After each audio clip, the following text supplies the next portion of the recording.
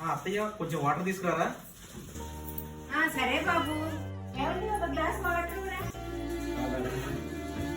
రూపా ఏంటి daddy? Glass water తీసుకురమ్మా. ఒక్క నిమిషం డాడీ. ఏమండి ఏమండి ఒకసారి ఇట్లారా. సరే. ఏంటి చెప్పు. ఒక గ్లాస్ వాటర్ తీసుకురండి.